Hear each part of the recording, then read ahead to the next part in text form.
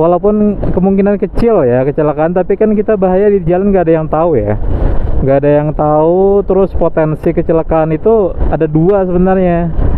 Kalau bukan dari kita, berarti dari orang lain kan. Kalau kita udah hati-hati tapi orang lain.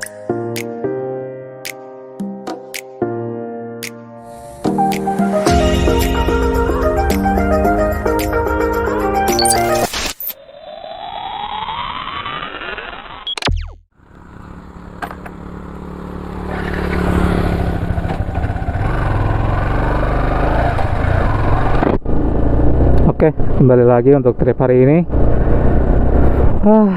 Setelah sekian lama guys, kembali lagi kita ngetrip, ngevlog seadanya aja. Kebetulan ini siang-siang ya guys, saya sempetin ngevlog aja karena kebetulan ada yang mau saya bahas terkait apa ya? Banyak lah berita-berita yang udah bertebaran beberapa pekan ini. Thank you kalian yang masih nonton vlog saya untuk hari ini. Semoga kalian sehat selalu ya. Saya hari ini mau bahas apa ya?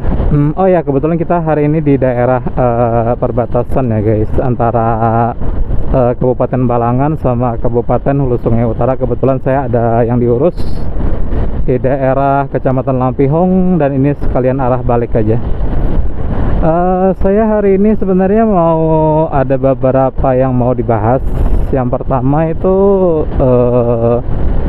tentang kebijakan mungkin ya. Entah itu udah disahkan atau belum ya, saya kurang tahu nih infonya. Katanya pengendara motor nggak boleh pakai sandal jepit guys. Selamat tinggal sandal jepit. Bagi kalian yang mau naik motor tapi masih punya sandal jepit, mending gak usah jauh-jauh deh. Buat di kampung aja atau di sekitar rumah aja boleh lah mungkin ya. Tapi kalau udah kalian mau ke arah keramaian, perkotaan, nah itu siap-siap kena tilang ya guys. Karena katanya nggak boleh pakai sandal jepit, karena itu nggak safety katanya guys. Sebenarnya bener sih, kebijakan itu nggak salah sebenarnya. Pasti udah dikaji tuh.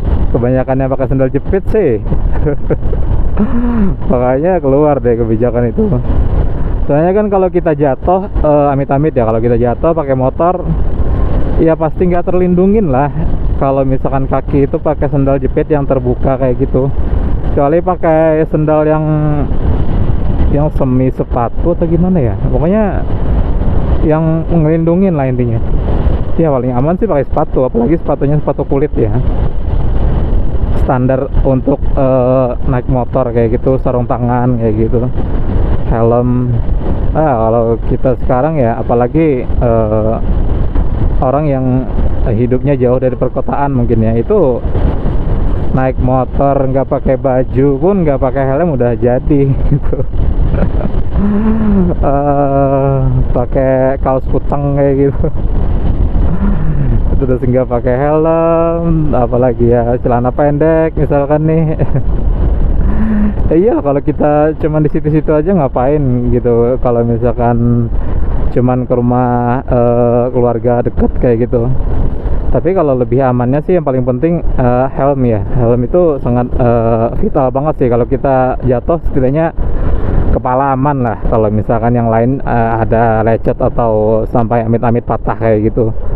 Cuman kepala itu kan biasanya kalau udah kebentur, ada dua kemungkinan aja. Kalau misalkan nggak masuk rumah sakit ya langsung di tempat aja koidnya kayak gitu. Nah itu sih terkait kebijakan naik motor nggak boleh pakai sandal jepit guys.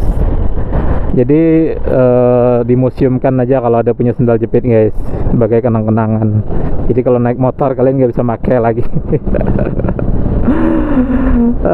Itu yang pertama ya guys, sandal jepit, nggak boleh naik motor kayak gitu.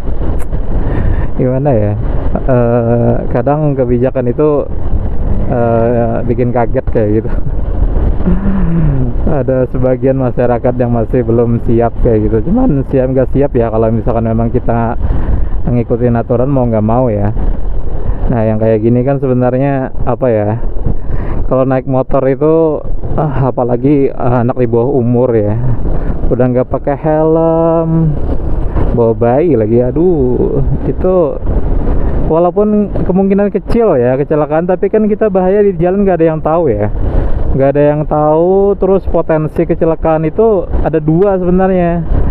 Kalau bukan dari kita berarti dari orang lain kan. Kalau kita udah hati-hati tapi orang lain enggak, itu kan potensi kecelakaan juga. Kalau misalkan nih amit-amit ya, misalkan kita di jalan nih udah safety, sarung tangan, sepatu segala macam lah, tiba-tiba misalkan nih ada yang ngebut kayak gitu, yang buru-buru misalkan nih, terus ketabrak, kan kitanya sebenarnya udah safety tapi orang yang gak safety kayak gitu.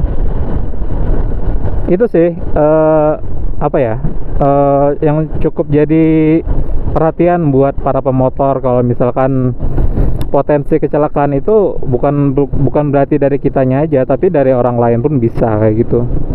Bahkan kan kemarin ada beberapa bulan terakhir itu yang berita kecelakaan beruntun itu kan bahkan bukan dari motor, itu dari mobil malah.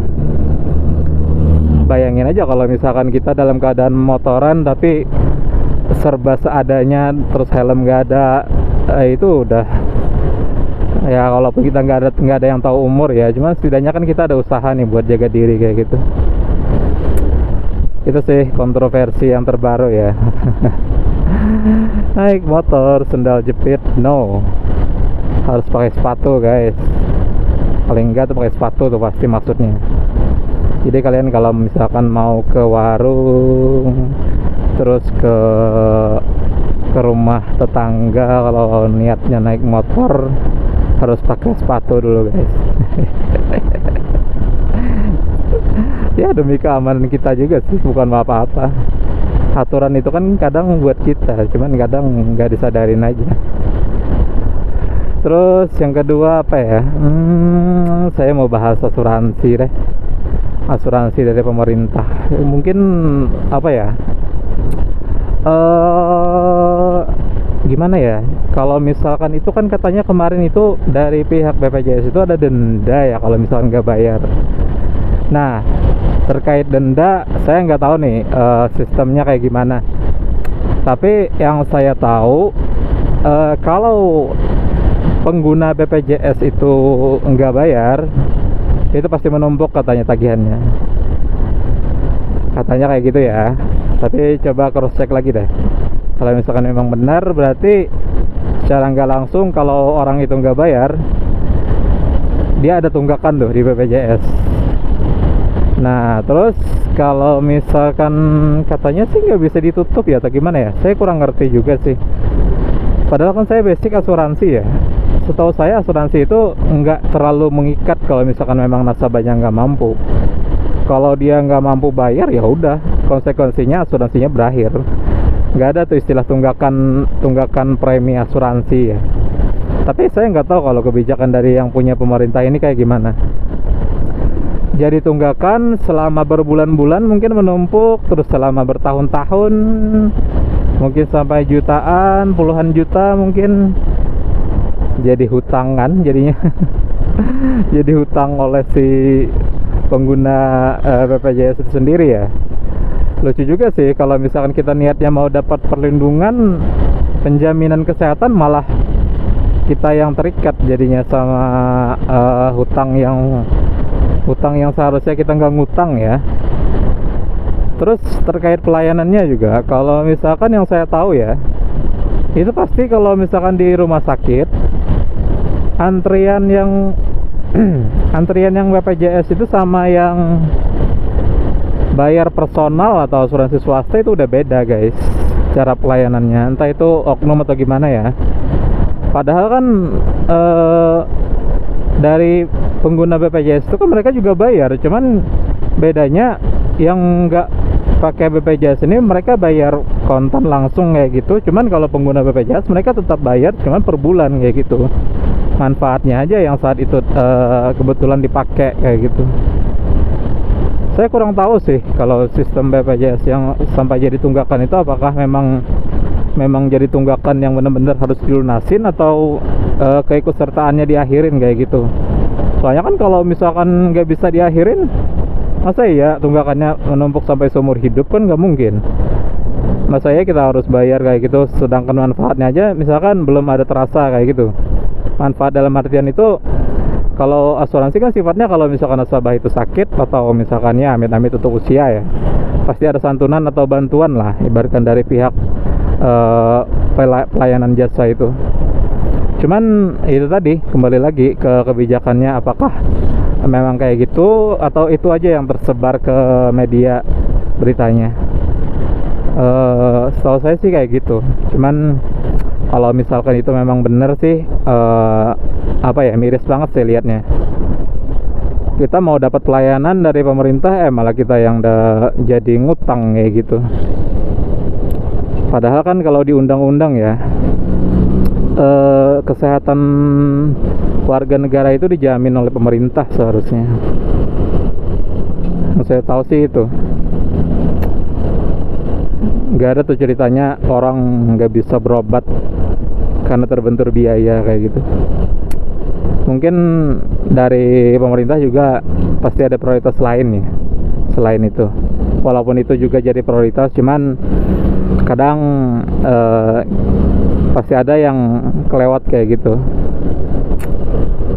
Ini aja nih contohnya kayak gas LPG, subsidinya kan kayaknya mau dicabut ya. Siap-siap aja tuh nanti harganya bakalan naik. Apalagi gas yang apa ya, hijau ya ini. Yang hijau ini gas sejuta umat ya. Yang warga miskin, yang gak miskin pun tetap bisa menikmatin kayak gitu. Padahal jelas tuh ditabungnya untuk keluarga miskin kayak gitu. Taulah pokoknya, semoga setelah berakhirnya mungkin saya bisa anggap berakhir ya pandemi ini, karena udah kebijakan udah lumayan longgar banget sih. Kita di luar ruangan nggak pakai masker kayak gitu, cuma di dalam ruangan aja, itu pun kalau misalkan memungkinkan nggak pakai masker nggak apa-apa kayak gitu.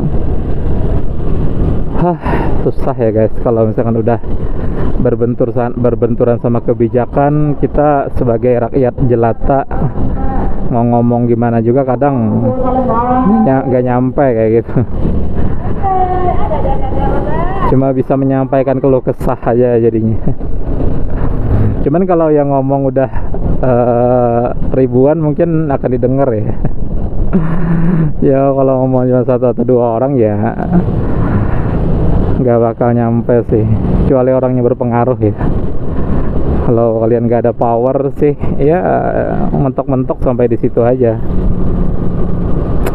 Apalah, mungkin semoga lebih baik aja lah ke depannya. Mungkin sekian guys untuk trip atau video hari ini. Terima kasih kalian yang udah nonton. Like videonya jika kalian suka, dislike aja kalau nggak suka. Kita ketemu lagi untuk video atau trip selanjutnya. Oke, thank you, bye bye. Ramai banget ya. Pulang sekolah. Oke.